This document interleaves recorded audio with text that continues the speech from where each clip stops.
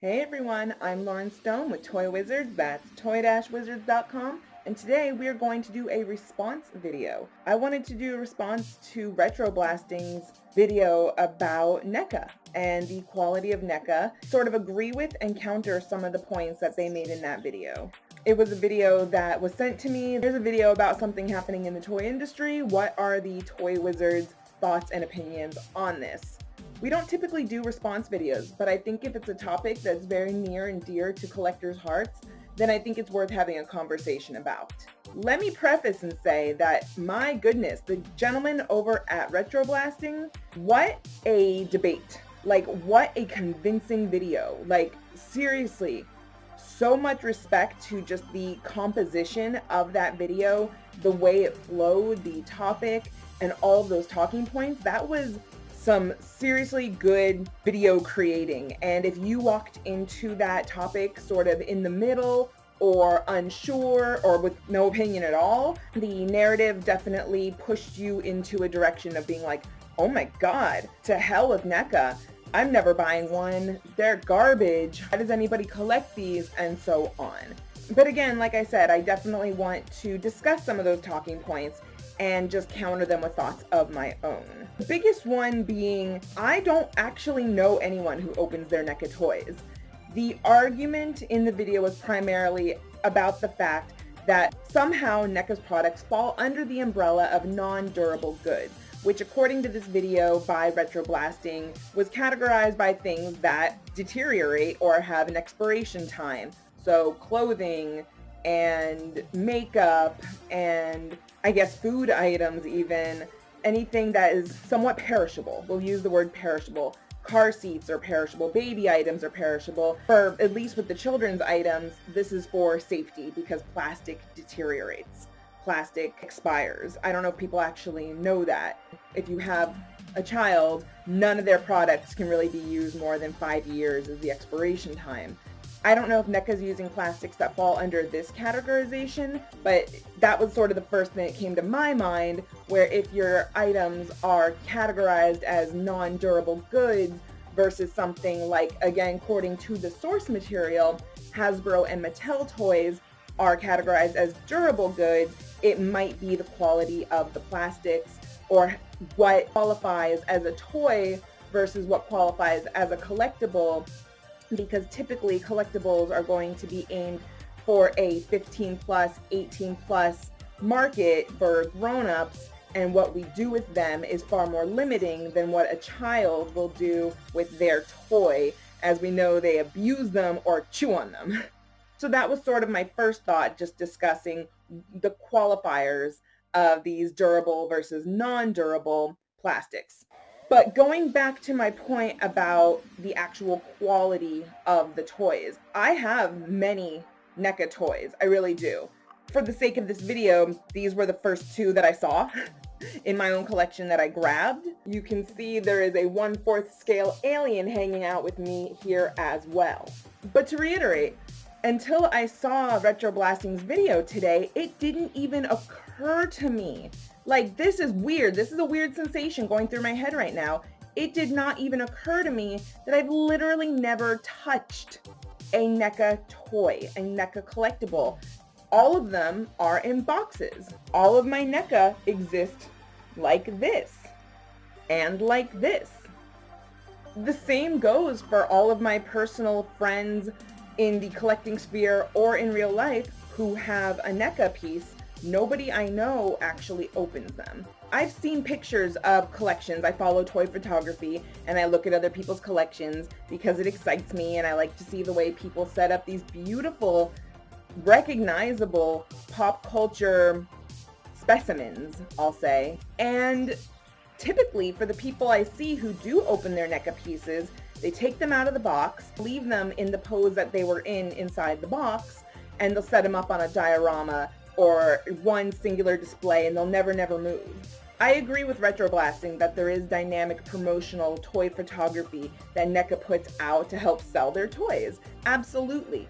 But I don't think that the toys in the pictures are doing anything more dynamic than the actual figures are capable of. You might see like Jason with, you know, his machete and he's just like this. Or you might see, for example, John Connor next to his motorcycle in those SDCC promo images for that exclusive. I can't think off the top of my head of any crazy poses done by NECA action figures, but more the angles and any sort of lighting is what really brings it to life. And there's a possibility, in my opinion, that maybe people seeing those pictures, their brains are maybe filling in the blanks of this toy can pose really dynamically, and they're sort of being seduced by the smoke and mirrors illusion of here's blood, you know, blood splatter being added into the picture, or here's some dynamic lighting, or here's an upshot, or here's, you know, and I can't say what's in people's heads, but that's just a suspicion. I'm wondering if people's minds are getting confused seeing dynamic lighting and effects and angles of the camera versus a dynamic pose accomplished by the toy itself. And I'm not trying to discount everything that RetroBlasting said by being like, well, nobody opens these anyway. Like, no, that's not what I'm saying at all. I'm just offering the counter of my personal experience that it never occurred to me to open any of my NECA toys. I opened my Hasbro toys, I opened my Mattel toys, I opened some of my Super 7, I opened some of my Playmates. I don't need to, I'm not trying to like whip out my toy inches for you, but what I'm saying is there's definitely toys you keep in the box, and there's toys that you put on the shelf, and price point doesn't always designate which ones are which. We're going to come back to that in just a few minutes. One thing I think that's worth discussing as well is kind of just the evolution of NECA and where those guys came from. To my understanding, many of them were old McFarlane sculptors who worked on the Spawn line, who sort of branched off and started doing their own thing, which the years make perfect sense. But speaking of the products that NECA produces, there was another talking point that I'm not sure if it wasn't mentioned because it just wasn't relevant to the conversation in RetroBlasting's video, but one thing that I'm always saying is that it's so odd to me that NECA, and let me just preface by saying I really do like NECA as a company, and I like most of the products that they've put out. I have to say that the only one that made me like stop and cringe ever was definitely the Chunk and Sloth Goonies 2-pack. It looked like Dan and Roseanne were cosplaying as Goonie characters, and that one seriously made, I was so upset by the sculpt and the presentation of those toys. So while it appears, while there is a skin pulled over NECA that makes people think that they're this like small independent company, much like Super 7, that's not true at all. NECA is a massive corporation that owns other subsidiaries. They own WizKids, which is a tabletop gaming company, and the biggest one, guys, is Kid Robot. NECA owns Kid Robot, and with that comes all of the licenses that they have. Kid Robot has all those Dunnies and all of those designer toys and all the super artsy stuff that I think people, you know, sometimes forget about. So that's just two subsidiaries that are huge companies. NECA is not a Super 7, or a Jada Toys, or a Haya Toys. They are big, and they're wearing the mask, the facade almost. And I don't want to use negative words here. Again, I love NECA, but they're presenting as though they're the little guy, and they're not. I think that's definitely something to discuss. NECA also has a huge catalog of products that I think are overshadowed by its 7-inch action figure line. Think about it, dude. They have Chia. That's crazy. Those were massive back in the day, the Chia pets, and now they have licensed Chia pets. They also have these full-size 1/1 scale foam statues. Those are the sort of things you see in like the entrance to a comic book store or something like that. They have prop replicas, but again, the 7-inch line is sort of their most famous one, and I think when people think of NECA, that's typically what they see, or that's typically what they think of. And honestly, who else is waiting to see that die-cast Back to the Future DeLorean replica? I am so curious about that because it's $50, and companies like Jada Toys have been making, you know, Back to the Future DeLorean replicas for a much, much smaller price. So I really am curious to see what NECA's dive into die-cast is going to look like. One thing NECA's done that irks me, really upsets me, is truthfully their Target Ambassador program. More or less in a nutshell, the way this program works is instead of sending an employee out to make sure that looks good, they have fans go out and check on the displays. The incentive here is if you are a Target ambassador, you are eligible for the opportunity to potentially be considered to one day win a Target gift card. And I think that's so unfair. I just don't like that. I don't like anything that tricks people, gives them false hope, or dangles a carrot in front of them that they never asked to eat. And this segues into my next point. NECA has such a loyal fan base. The people who love NECA figures love NECA figures. I like NECA figures very much. I will buy them when it's the right character. And Mezco announced its 112 collective Pennywise for $100. I bought three new NECA Pennywises instead. We're going to go on to price point in just a moment, but I want to talk about the fan base really quick.